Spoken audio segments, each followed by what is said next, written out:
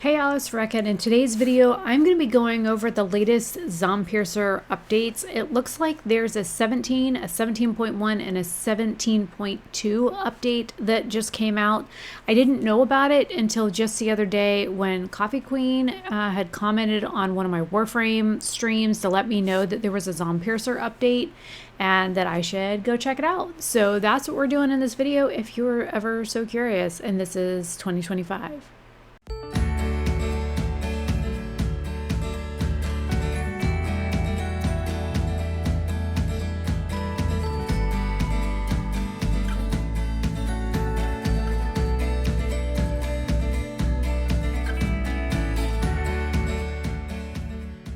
So this is a major update for the game and it's packed, loaded. This is the second time I'm filming this. The first time it said my mic wasn't connected. And so,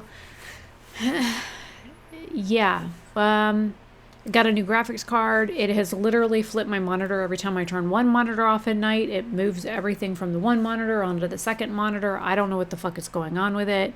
And yeah, also it doesn't read my USB ports on the back of my computer anymore ever since the breaker blew out and blew up my motherboard, that the GFCI blew out, that the guy that did the electrical rewiring in my house at the beginning of the year did. Yeah, he basically broke my $6,000 computer. And now I have to replace the motherboard. And now I'm dealing with glitches every day or issues with it. Even though I've upgraded a lot of parts, it doesn't make a bit of difference because every time I plug a USB port in the back of the motherboard, it just randomly stops working. So I have to stop recording every now and again and check and make sure I have sound. Okay, so mini rant over. So this is the update here. It says update 17.0 alpha, new locations, survivor base, and NPCs. What just happened? I wasn't even touching anything and it just jumped. Okay. So it says, hey, train engineers, I'm happy to present Update 17, dedicated to new locations and the implementation of NPCs into the game. This has been the longest and most technically complex update in the game's history. I had no plans to drag out development this long, but it was necessary to implement the large amount of new content and complex features simultaneously, as the integrity of the story would have fallen apart if these features were added gradually or separately, which I kind of really appreciate. But let's go step by step. The main addition to this update is 2 new locations. With a prairie biome, the first location is a transitional zone between the swamp and the biome and currently contains no points of interest for players, which I did mention on my stream where I tried loading it after the swamp map, and I did go through like a plains map and a half, and I'm like, wait a minute, there's nothing here. Maybe they haven't done anything extra. And I was like, maybe I should just exit the game and just wait until the devs get new content. This actually, the day that I streamed that, this came out the next day. So that's why the plains map was there, but I didn't save anything. And so I'm kind of glad that I didn't. That way I can go back and stream all the new stuff when I get a chance. So it says, such locations will now appear regularly as they allow players to enjoy the journey and the scenery from the windows, which I was doing. I was looking at how pretty it was and how vast it was and expansive, and I didn't see any points of interest on it, but I did find it quite pretty. Okay, so it says in the future, players will be able to hunt animals, which will be abundant, collect herbs for brewing drinks, and even fish if I manage to implement that feature, which would be great because I've also been concerned about other cooking options besides the canned fish and the canned beans and the chips and the potatoes and the candy bars being the only food source. I mean, if we're going potatoes, why don't we grow other things, And you can eat potatoes and tuna together, and potatoes and beans together, and potatoes and tuna and beans together to make extra meals and hearty meals and stuff like that. So a little confused why we didn't have the option to use those other ingredients to make other recipes. But this makes more sense. Then it says Oh, and this is one of the locations that I had passed over this really big bridge, and I was like, oh, what's that building up ahead? And then I came up to it, and I'm like, oh. And then you could see that there was water and stuff underneath. It says the second location already includes a survivor base and other interesting places that we will visit as part of the story. Receive tasks from NPCs according to the lore. The base survived due to serious fortifications, but the residents suffered heavy losses and they need help. For now, we can interact with the key NPCs to receive quests or general information aimed at explaining the events after the major zombie attacks and partially before it. In the future, I will try to make the remaining base residents interactive to improve immersion. I've also tried to create a sense of life on the base. NPCs follow schedules, go to their workplaces, and return to their apartments at night. Non-quest NPCs engage in specific activities, from guarding the perimeter to repairing equipment to caring for the wounded in the local hospitals. So here are some scenes there, and we've got a dude here with a book that says labs on it. There's a passport looking thing here. He's got an open book. This looks like a merchant marine kind of symbol, a mariner type symbol. Then we have Kira Tanaka here that looks like she's some sort of tech expert. And of course you've got your health and your stamina at the top. It says with the introduction of the NPC given quests, the quest log has been added where descriptions of current quests can appear alongside the map images and other elements designed to simplify the complexity of each task. And it says, clear the houses of zombies. Mark Davis asked you to clear the city houses outside the base gates of the zombies to check for any survivors. And we had to kill 46 zombies in this area. And then it says, given all the above, completing tasks or quests would be extremely challenging without the detailed map showing key points. The map has long been a popular request, but now it has become a necessity. By default, the players and locomotives are not displayed on the map, but you can enable the options in the difficulty settings, which is down here. You can toggle that on. But this shows you like how big the map is and like, you know, that there's a road here that you can go and explore. I don't know what this outcropping is here that's dark, but I would go explore it. There's a house here, a Zombiercer base, and a checkpoint. And then this is the Mark Davis Castle base. There's an abandoned shelter, a church, a mall, a medical center, and then this is where you are going to go hunting for zombies. You've got your person and the train, which looks like this is some sort of big train depot, or maybe that's a fortified base. Kind of funny though that they have the medical center way outside the fortified base, which I guess is here. A little odd. It says, as tradition dictates, the new locations include a new type of firearm and melee weapon, firearm upgrades, new outfits and collectible figurines, and soundtrack vinyls. Now, I think I have 5 of the collectible figurines, and you have your 2 baseball bats. You've got Lucy, if you still have her. And then you've got your stabby, pokey, jabby that looks like a wrench on the end. And then you've got a plethora of firearms that do various things, short range, long range, that kind of stuff. Then it says, starting with this update, I plan to maintain 100% localization for most of the popular languages as before. If your language is not supported, you can assist with localizations using a dedicated tool. I'll greatly appreciate your help, as localization is a crucial part of the game. And then we have the change log. They added 2 new locations. One of the new locations is at the survivor base. NPCs have been implemented and with whom the player can interact and receive quests. Completing these quests will reveal the story and allow players to progress further in the plot. Battle scenes between humans and zombies have been set up in old locations. Hunger, thirst, and sleep indicators are now displayed above the quick slots, which is really great for me because I always had to hit G in order to pull up that menu, in order to see what my statuses were like. Because then if you go up here and look, see how it shows you like your health and your stamina here, and it shows you like your weapons and like, you know, what's what on there. What got me was it doesn't show you like your food and your hunger and that kind of stuff. And if you look now, there's a blue bar, a yellow bar, or an orange, green, yellow. Yes, wow, I'm tired. My alarm just went off to go to bed. You've got a blue bar, a green bar, and a purple bar.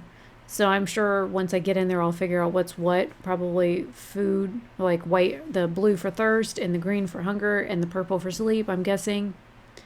And then, of course, you got your weapons.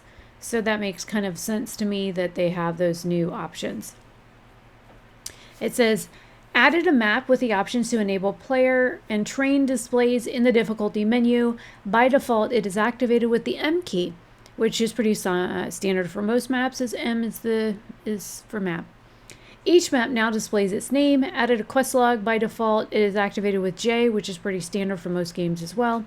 100% localization on the following languages: German, Dutch, French, Spanish, Polish, Czech, Russian, Japanese, simplified Chinese, and Turkish.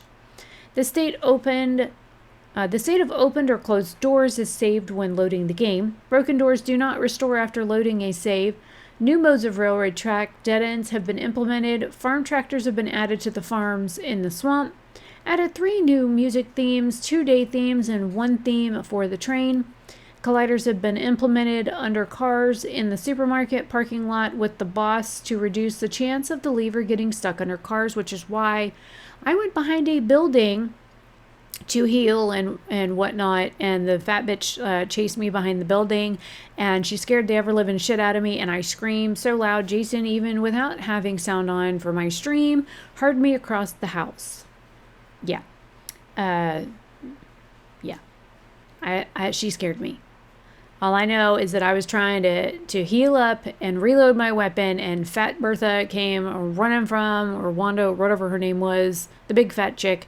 She came barreling from around the corner of the house, and she was like sumo running towards me, okay? I was terrified, and I screamed. She scared me.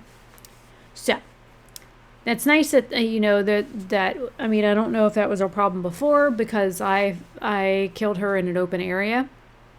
But, it was quite terrifying to have her run at me like that. And I screamed. So, let's see. So, there's no, I guess, a less chance of it being that train lever being stuck underneath the car. Reduce the volume and the opening of wooden crates. Good, that was kind of annoying. Creaky door sound. And reduce the volume of the smelting furnace sound. Yeah, that was kind of loud too, because it makes this weird burbling noise. Then it says reduce the number and volume of crow cries. Thank God, because I kept trying to shoot them because they were so fucking loud.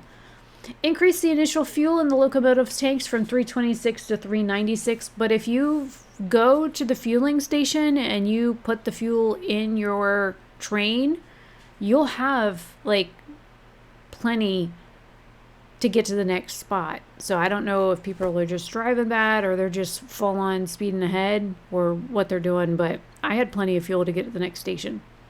Says this should reduce the instances of running out of fuel before reaching a refueling station. I don't know why the end of my nose is itching, but it's driving me nuts. More sand piles.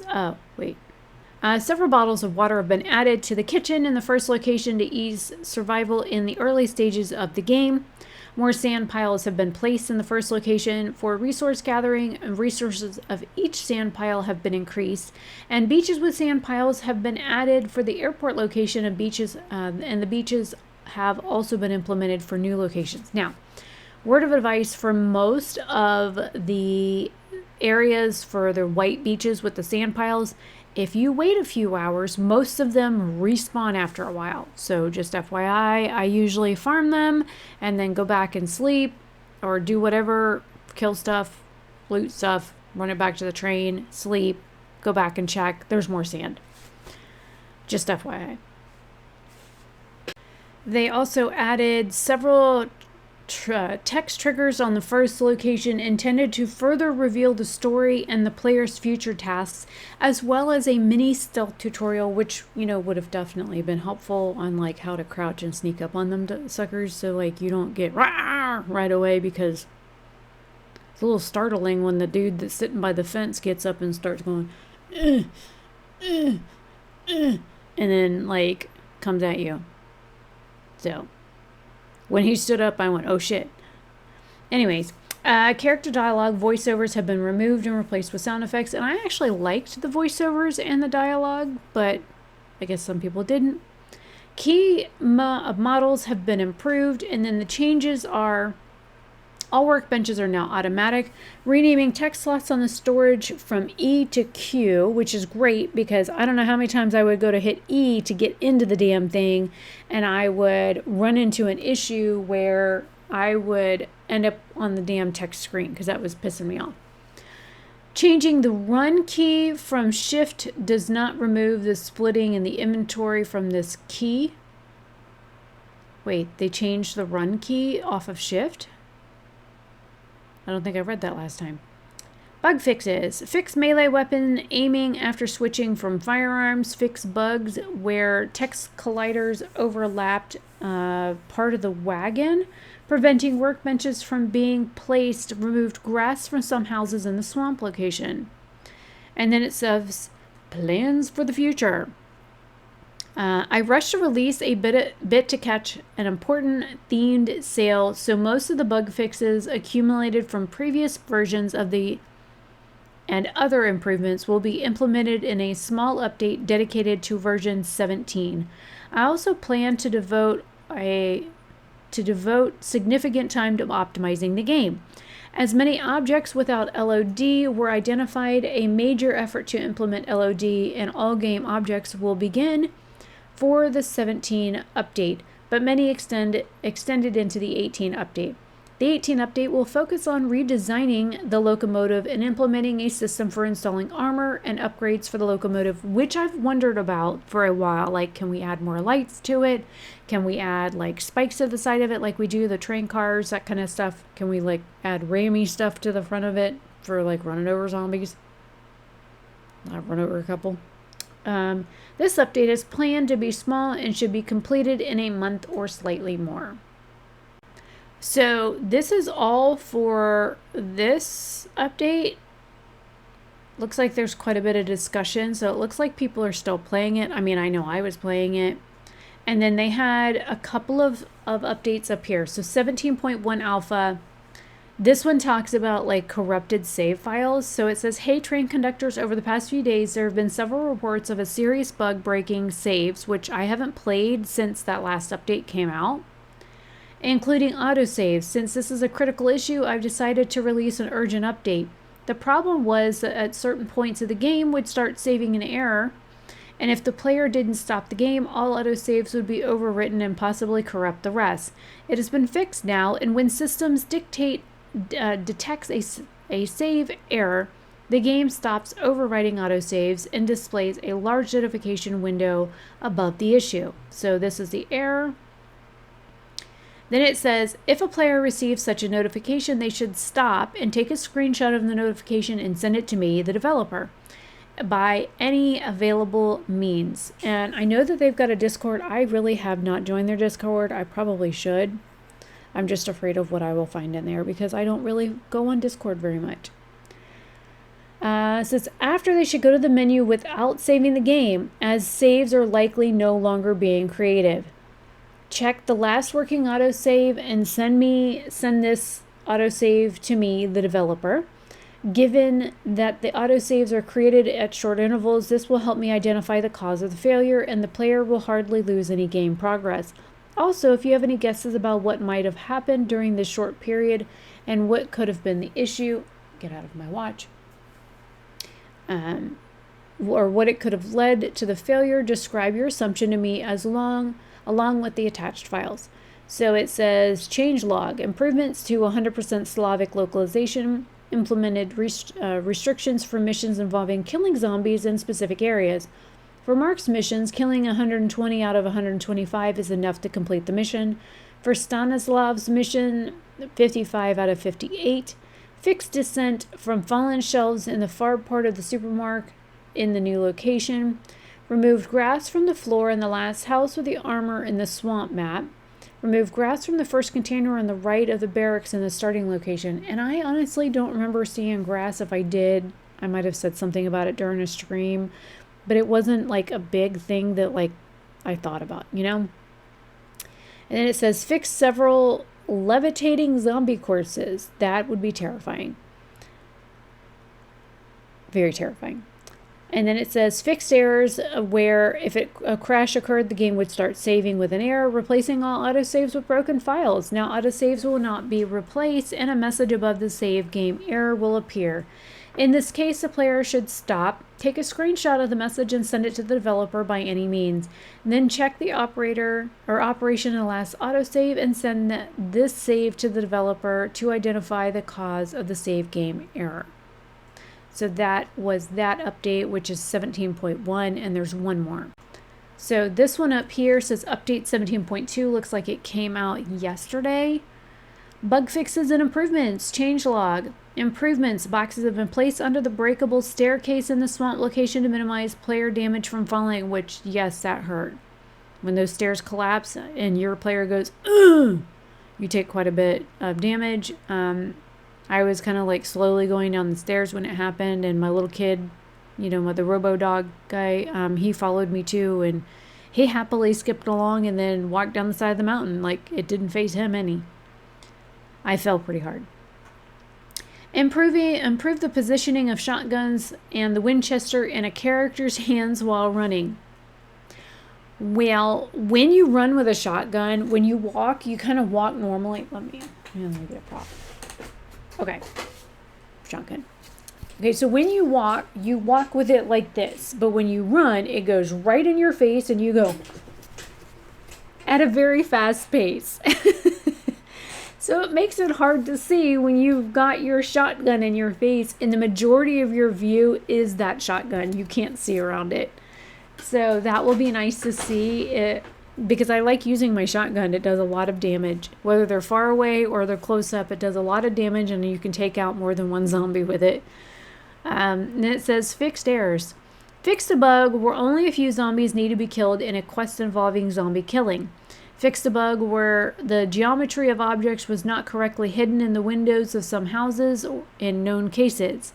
Fixed an error in the key settings for the English localization where it was level up instead of lever up. I don't think I remember that, but okay.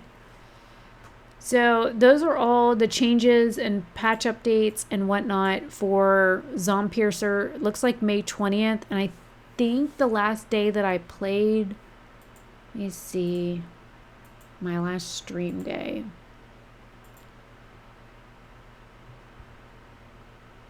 Because I remember playing on the Plains map.